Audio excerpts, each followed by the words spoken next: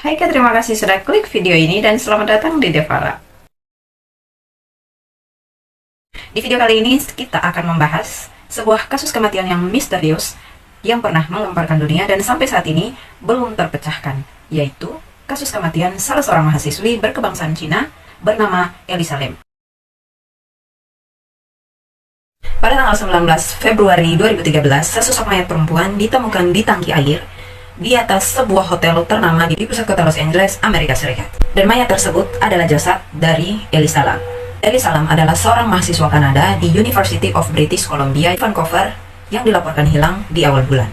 Investigasi atas kematiannya diluncurkan dengan cepat mengungkap serangkaian kejadian aneh yang terus membuat penasaran para detektif dan teori konspirasi hingga hari ini. Pada tanggal 26 Januari 2013, dia baru saja datang dari San Diego dengan kereta Amtrak dan akan segera menuju ke Santa Cruz. Semua itu adalah bagian dari liburannya untuk menelusuri pantai barat Amerika. Elisa pergi seorang diri untuk rehat dari studinya di University of British Columbia. Selama di Los Angeles, Elisa mengunjungi kebun binatang San Diego dan juga memposting foto-fotonya di media sosial. Fotonya itu menunjukkan Elisa tampak tersenyum bahagia, aman dan juga sehat. Hobi Elisa Lam adalah solo traveling. Keluarga Elisa Lam sempat khawatir dengan Elisa Lam karena melakukan perjalanan sendirian.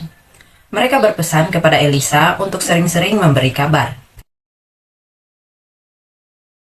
Selama berada di Los Angeles, Elisa menginap di sebuah hotel kecil bernama Hotel Cecil. Setelah 2 hari, dia check-in di Hotel Cecil, sebuah hotel yang terkenal murah di dekat pusat kota kawasan Skid Row.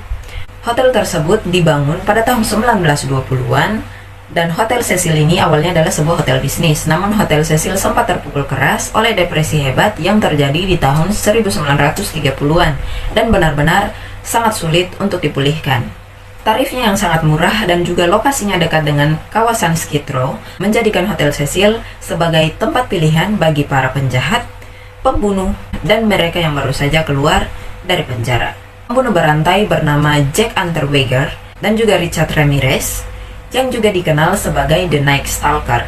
Keduanya juga tinggal di Hotel Cecil itu ketika melakukan pembunuhan berantai mereka. Ada banyak pembunuhan dan juga kasus bunuh diri di hotel tersebut, termaksud setidaknya 1 orang yang bunuh diri dengan melompat dari jendela kamar tempat ia menginap dan berakhir pelaku bunuh diri itu menimpa seorang pejalan kaki yang kebetulan lewat ketika pelaku bunuh diri tersebut mendarat di bawah. Disinilah Elisa tinggal. Dia awalnya menginap di kamar bersama di lantai 5 hotel itu. Tetapi teman sekamarnya di sana mengeluh bahwa Elisa bertingkah aneh dan dia dipindahkan ke kamar sendiri selang hanya beberapa hari saja. Staf hotel yang melihat Elisa pada hari dia akan check out dari hotel, sebaliknya tidak menganggap Elisa ini bertingkah aneh. Penjaga toko buku di sana juga ingat sekali pernah berbicara dengan Elisa dan mengatakan bahwa Elisa adalah orang yang enak untuk diajak berbicara, sopan dan juga sangat ramah. Mereka sempat berbicara singkat tentang oleh-oleh apa saja yang dibeli Elisa di hari itu. Pada tanggal 31 Januari, hari yang sama ketika Elisa berbicara dengan penjaga toko buku, Elisa dijadwalkan untuk check out dari hotel itu. Tapi, pihak keluarga Elisa melaporkan bahwa Elisa belum memberi kabar kepada mereka. Hari itu juga, keluarganya menghubungi kepolisian Los Angeles dan pencarian pun dimulai. Keluarganya bahkan terbang jauh-jauh ke Los Angeles untuk membantu. Situasi darurat meningkat dengan temuan fakta bahwa selain bepergian sendirian, Elisa telah didiagnosis dengan gangguan bipolar dan juga depresi yang dibuktikan dengan obat-obatan yang dia minum. Polisi melakukan penggeledahan di Hotel Cecil, tetapi karena mereka tidak memiliki alasan untuk mencurigai bahwa telah terjadi kejahatan, alhasil mereka hanya bisa mencari di area-area umum. Pencarian dilakukan di atap gedung dengan anjing pelacak yang digunakan selama pencarian, tetapi tidak ada petunjuk apapun yang ditemukan. Seminggu setelah menghilangnya Elisa, selebaran yang memuat gambar Elisa dibuat dan juga disebarkan di beberapa tempat serta di berbagai website dan juga sosial media. Seminggu setelah itu, polisi merilis rekaman CCTV dari salah satu lift Hotel Cecil yang menunjukkan pada hari Elisa menghilang. Tingkah lakunya yang aneh di dalam video itu menarik perhatian banyak orang di seluruh dunia. Dalam video itu terlihat Elisa memasuki lift dan menekan beberapa tombol di panel kontrol dan juga melangkah mundur ke sudut lift. Tetapi pintu lift tidak mau menutup sama sekali. Dia sempat keluar menengok dan menundukkan kepalanya melalui pintu lift dan juga melihat ke kanan dan ke kiri di lorong hotel sebelum dia masuk kembali ke dalam lift. Setelah masuk ke dalam lift, dia kembali mundur ke dinding lift. Ketika pintu lift tidak menutup, dia menengok keluar, menundukkan kepalanya melalui pintu dan melihat ke kanan dan ke kiri di lorong hotel sebelum dia masuk kembali ke dalam lift. Dia kembali mundur ke dinding lift dan kemudian ke sudut, sementara pintu lift tetap terbuka. Perilaku aneh ini berlanjut selama beberapa menit, dengan Elisa masuk dan keluar dari lift, dan juga melihat ke atas dan ke bawah koridor, menekan lebih banyak tombol lagi, menutup telinganya sejenak, dan kemudian memberi isyarat seolah-olah dia berbicara dengan seseorang. Setelah dia berjalan keluar dari lift, pintu lift akhirnya tertutup. Rekaman itu telah diselidiki dengan berbagai cara. Sejumlah orang mengklaim bahwa Elisa jelas-jelas ketakutan dan juga berusaha membuat lift itu bergerak untuk melarikan diri dari seseorang yang tampaknya sedang mengejarnya. Beberapa yang lain juga menafsirkan tindakan Elisa hanyalah sebuah permainan, seolah-olah dia sedang bermain petak umpet dengan seseorang di lorong luar hotel. Banyak yang berteori juga bahwa dia sedang mengalami kumat psikotik dan mengalami hal-hal yang bisa dia lihat atau dia dengar. Dan kemungkinan Elisa sedang berhalusinasi. Rekaman video itu menimbulkan banyak pertanyaan, tetapi semua itu tidak memberikan jawaban apapun. Beberapa hari berlalu, para tamu hotel mulai mengeluhkan tentang rendahnya tekanan air yang mengalir di kamar mereka, serta air yang berwarna hitam dan juga berbau busuk. Dan di tanggal 19 Februari itu, seorang pekerja pemeliharaan pergi untuk menyelidiki tangki air di atap hotel. Penutup salah satu tangki sudah dalam kondisi terbuka, dan di dalamnya mengambang mayat Elisa yang sudah mulai membusuk. Meskipun Elisa dalam keadaan telanjang saat ditemukan, tangki air itu juga berisi pakaian yang sama dengan yang dikenakan Elisa di dalam video CCTV yang diambil dari lift dalam hotel. Tidak ada yang tahu pasti apa yang terjadi pada Elisa dalam rekaman CCTV tersebut. Tetapi teori-teori mengerikan yang tak berdasar mulai bermunculan. Teori-teori itu sebagian besar berbau paranormal dan juga konspirasi sebagai penyebab kematian dari Elisa. Sebagian besar merupakan hasil dari informasi yang tidak bisa dipertanggungjawabkan.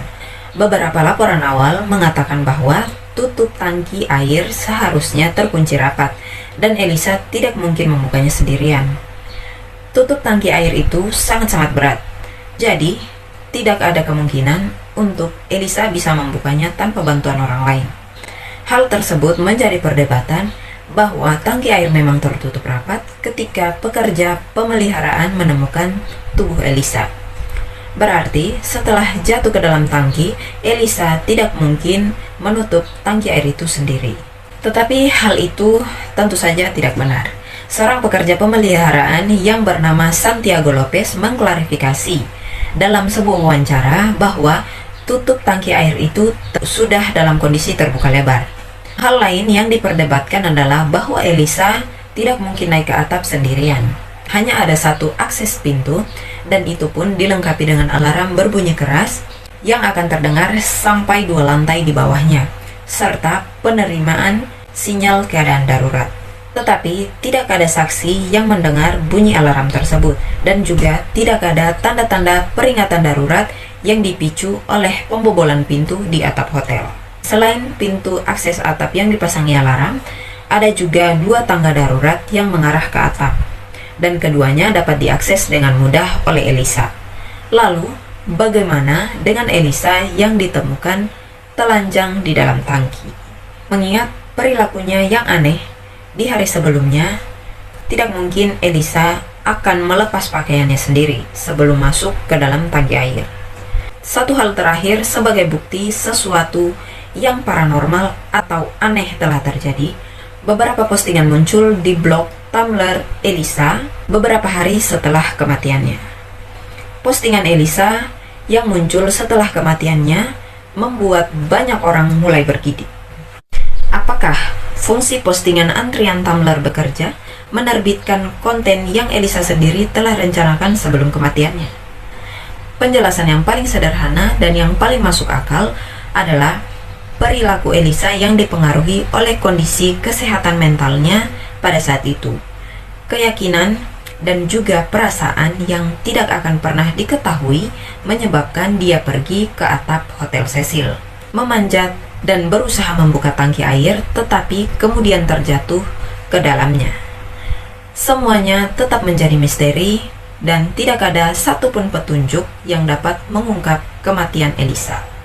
Nah, sesuatu yang membuat saya pribadi merasa bingung, apa yang sebenarnya dilakukan dan apa yang sebenarnya Elisa lihat pada saat di lift itu.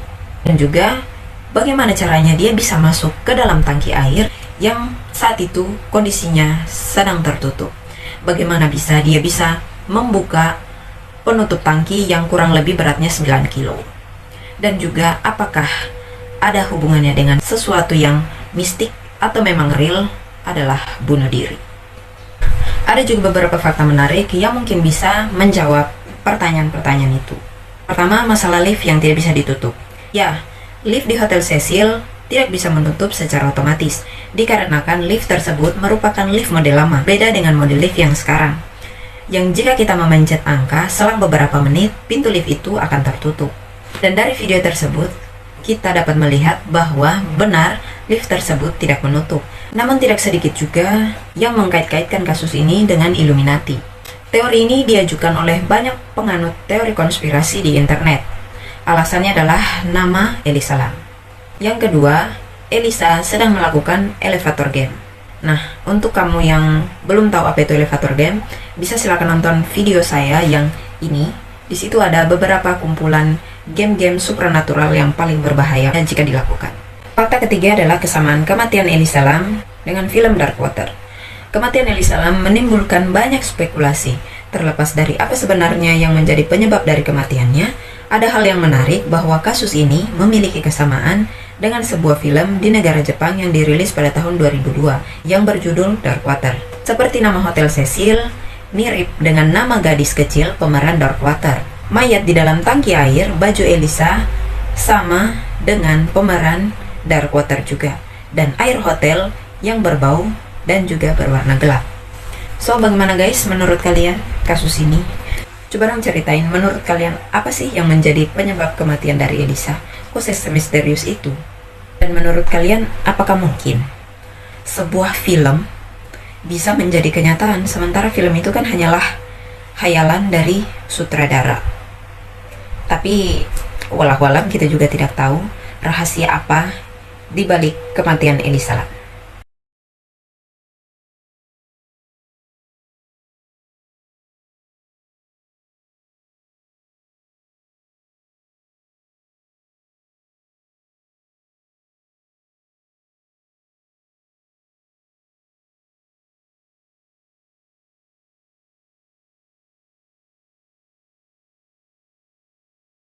Nah, sekarang bagaimana tanggapan kalian tentang kasus ini? Apakah ada hubungannya dengan paranormal activity atau memang hanya pengaruh dari penyakit bipolar yang diderita oleh Elisa? Komen di bawah. Sekian video kali ini, jangan lupa klik like, komen, dan juga subscribe channel ini. Tonton juga video-video lainnya di playlist aku, karena aku punya cerita horor juga untuk kalian. Jangan lupa aktifkan lonceng notifikasinya agar kamu selalu mendapatkan notifikasi dari aku. Saya pamit undur diri. Thank you for watching.